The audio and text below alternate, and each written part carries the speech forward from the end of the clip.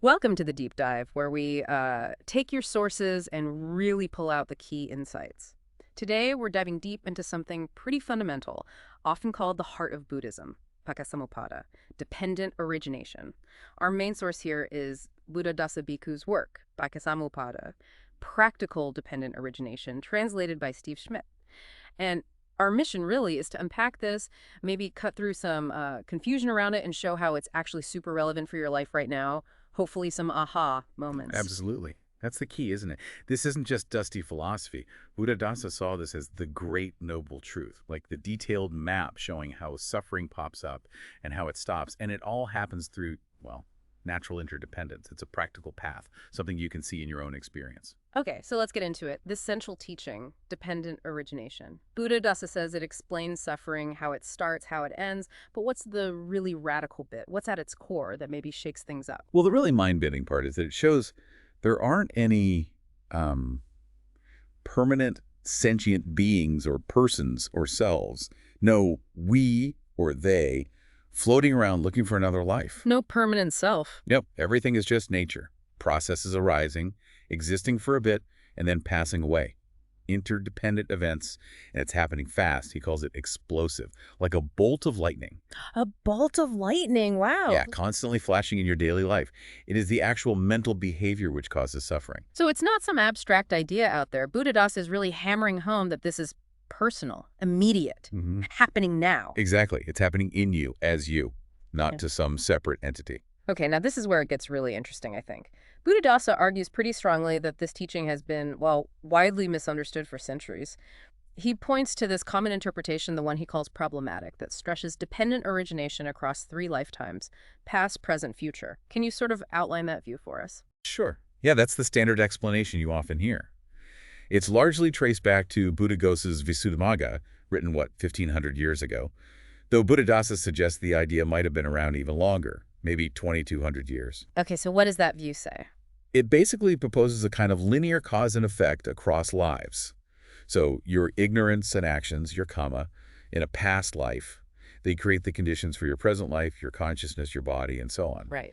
Then in this life, your reactions, your cravings, your attachments, they become the fuel, the conditions for suffering in a future life. And Buddhadasa sees a major problem with that. Why? Well, his core objection is practical. If the causes of your current suffering are way back in a past life, something you can't even remember or access, Then how can you possibly do anything about it now? exactly. How can you practice effectively? How do you break a cycle if the root causes are supposedly beyond our reach, stuck in the past? It kind of takes away your agency, doesn't it? It really does feel disempowering. So how did this interpretation become so dominant if it has this practical flaw? Buddhadasa points to a confusion between 2 languages that he says the Buddha actually used very skillfully. 2 languages. Okay, explain that. So first, there's the language of relative truth. Uh-huh. This is just, everyday language, the way people normally talk. It's useful for teaching basic morality, and it operates on the assumption that there are sentient beings, persons, selves. We're talking about you and me, right? Sure, standard stuff. And this language talks about things like merit, demerit, heaven, hell, as if they're, literal places you go after you die. Conventional truth. Okay, so using that language to explain dependent origination, that's where the problem starts. That's his argument. It's like trying to describe quantum physics using only terms for tables and chairs. It doesn't quite work. It leads to thinking of hell as, a fiery pit underground, instead of what Buddhadasa calls the hell that arises in the flow of dependent origination, which he says is a more fearful kind of hell because it's happening right here, right now in your mind. That's a huge difference. So what's the other language? The other is the language of ultimate truth, or Dhamma language. This is the language used to point towards absolute reality, how things actually are, beyond concepts. This language doesn't talk about permanent selves. It only talks about interdependent processes, phenomena arising and ceasing, no fixed entities. And dependent origination needs to be understood in this ultimate language. That's Buddhadasa's insistence. He says the original Pāli scriptures actually make this distinction quite clear. The goal of this ultimate truth language is to cut through both eternalism, the idea of a permanent soul, and annihilationism, the idea that everything just vanishes at death. Dependent origination, understood this way, is the middle way. So avoid extremes. Right. And he really encourages people to apply the Kalama Sutta principle here. Don't just believe something because it's tradition or hearsay. Examine it for yourself. See if it makes sense in your own experience. Okay, that sets the stage. So if it's not about lifetimes, how does this momentary cycle actually work? Let's walk through those links again, but focusing on this immediate lightning-fast process. Okay, let's try. It starts with ignorance. Yeah. Idea. This isn't just not knowing facts. It's a fundamental misunderstanding of reality, especially of suffering, its cause, its end, and the path. Like wearing blurry glasses. Kind of, yeah. Yeah. And this blurry view conditions mental concocting, sakkara. This is the mind's tendency to brew things up, intentions, plans, mental activities based on that ignorance. Okay, ignorance sparks mental activity. That activity conditions consciousness. Yeah. And crucially, Buddhadāsa says this is sense consciousness, seeing, hearing, smelling, tasting, touching, thinking, arising when a sense organ meets an object, not some rebirth consciousness floating between lives. Ah, okay, so it's immediate consciousness linked to our senses. Exactly. And that consciousness conditions mentality, materiality, namarupa. This is basically the mind-body complex coming together in experience. Mentality includes feeling, perception, intention, contact, attention. Materiality is the physical aspect, the body, the elements. The raw materials of experience, mental and physical. Right. And namarupa conditions the six sense bases, sayatana, our eyes, ears, nose, tongue, body, and mind, the actual faculties. Our sensory doors. Yep. Which then condition contact, phassa. This is the simple meeting of the sense base, the object, and consciousness. Eye meets form with eye consciousness, for example. Just the bare meeting. Just the meeting. And contact immediately conditions feeling, pleasant, unpleasant, or neutral. It just arises based on the contact. Okay, feeling arises. Now, this seems like a really crucial point in the chain. It absolutely is. Because that feeling, if ignorance is still present, if mindfulness isn't there, it conditions there. Craving. Craving for the pleasant feeling to continue. Craving for the unpleasant feeling to stop. Craving related to forms, sounds, smells, tastes, touches, ideas. Wanting and not wanting. Pretty much. And that craving inevitably leads to attachment or clinging. Yeah. Upadana. Yeah. Holding on tight. Clinging to sense pleasures. Clinging to views and opinions. Clinging to rules and rituals. And the big one. Clinging to the idea of I or me or mine. That's the I concept getting solidified. Yes. And that attachment conditions becoming bhava.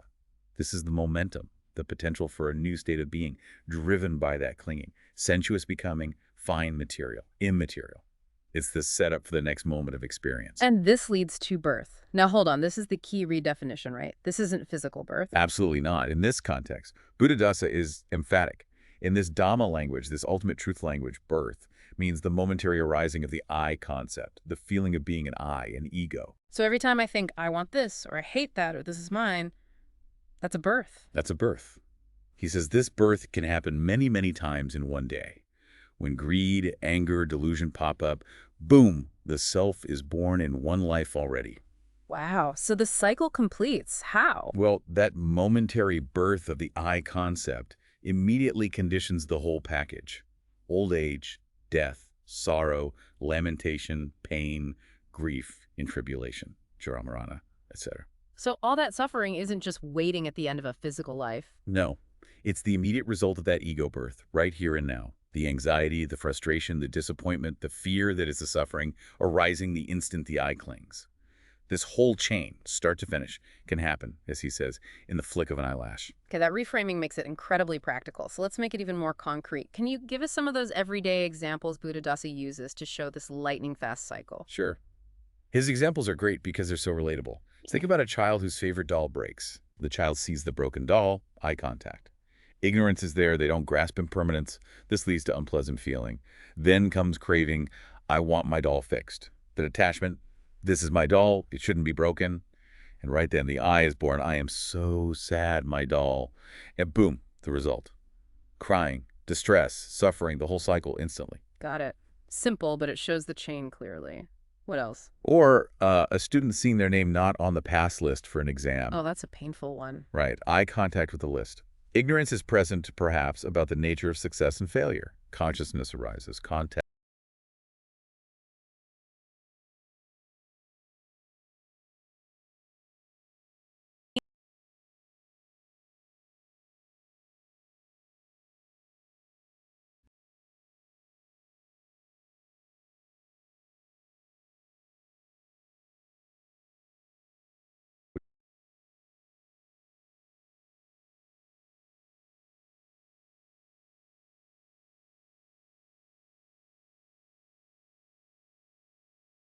feeling, maybe rage or jealousy, craving for the situation to be different, attachment to my partner. Then the I is born. I'm furious. How dare they? I could die. Immediate, intense suffering. And again, this could be triggered just by hearing something or even just having a doubtful thought, ear or mind consciousness. It's amazing how quickly the I jumps in and generates suffering. It is. And it's not always dramatic. He even uses the example of chewing delicious food. Really? Even pleasure. Yes, if mindfulness isn't there, tongue contact, pleasant feeling. But then ignorance allows craving, I want more of this taste. Then attachment, clinging to the pleasure. Then the subtle I is born. I am enjoying this. I am happy.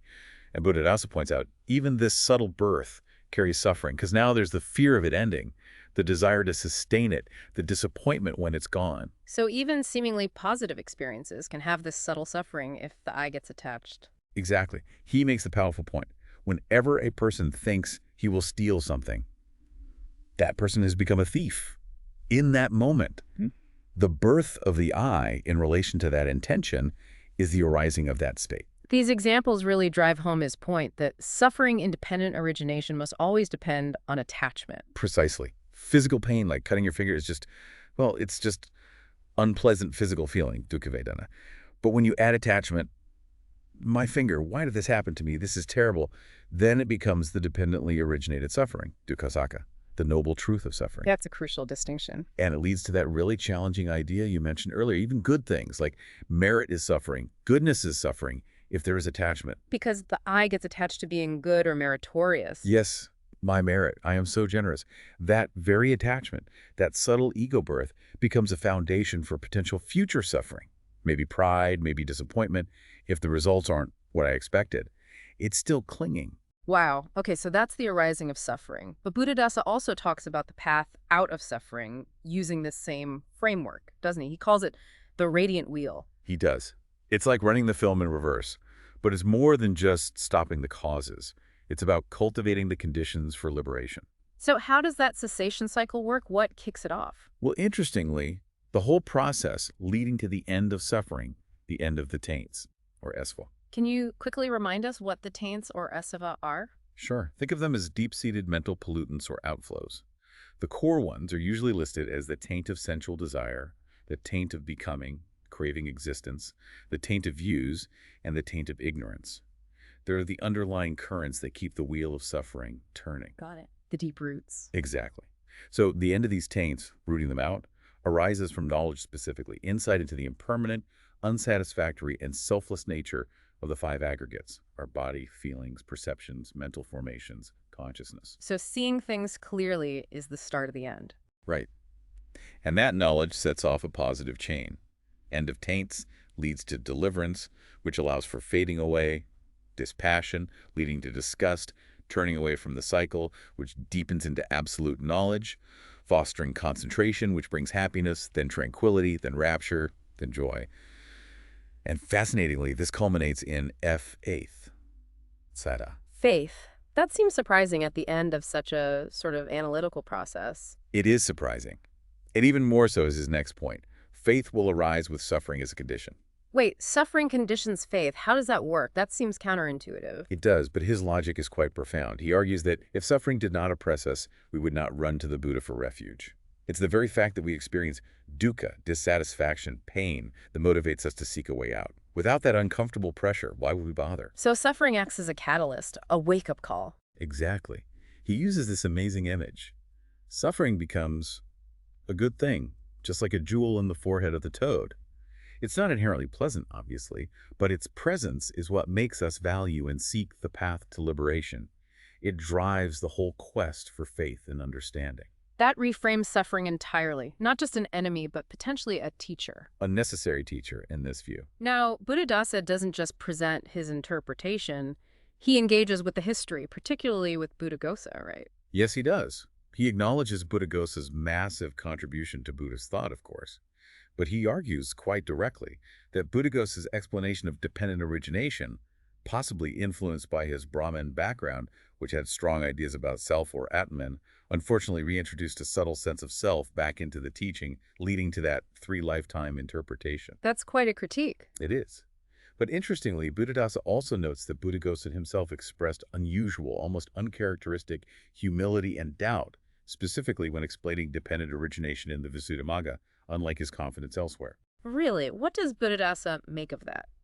He suggests it might show just how difficult and profound this specific teaching is, that even a scholar of Buddhagosa's stature perhaps wrestled with it or sensed the potential for misunderstanding. And adding to that sense of intellectual honesty, Buddhadasa includes his own confession, which is quite disarming. It really is. He openly admits, I myself taught dependent origination in the incorrect way that spans 3 births. He says he did this for about a year when he was first studying. Wow. But then, through his own practice and deep study of the Pāli texts, he came to realize what he felt was the practical here and now meaning, and dedicated his life to teaching that. And the power of this practical, momentary understanding is? It's immediacy. It's within our means to control. It's something you can actually use to protect one as soon as contact arises at the sense doors. So it's about mindfulness right at that point of contact. Yes. Catching it right there, before ignorance brews up the whole chain reaction of craving, attachment, and the birth of I. That's why he says, to be sampavesi, not born, is better because there is then no suffering. Sampavesi. Yeah, it literally means awaiting birth. He reinterprets it not as waiting for a future physical life, but as the state of mind before the I delusion arises in any given moment. The mind that isn't caught in ego birth. As opposed to Bhuta. Exactly. Bhuta means already born or become. That's the state where the I delusion is active, where the self has been momentarily born and suffering is happening or about to happen. His goal is to help people remain sampavesi, free from that constant momentary birth of the suffering I. This whole deep dive, it really flips the script on dependent origination for me. Taking it from this almost scholastic puzzle about past and future lives, right, to something incredibly dynamic happening millisecond by millisecond in our own minds. It makes it a genuine tool, doesn't it? A tool for liberation right now. That's precisely Buddhadasa's aim, to transform it back into the practical, powerful teaching he believed the Buddha intended. So maybe the question to leave you with, pondering this, is how many times today have you experienced that momentary birth of the I? When did clinging arise? When did that sense of me flare up in response to a feeling or a thought? And how might seeing that process, that lightning-fast chain as it happens, how might that actually bring you closer to the peace the Buddha spoke of, the peace found not in some other realm, but right here? Right here, as he said, in this 6-foot-long living body with perception in mind. A profound place to end our exploration for today.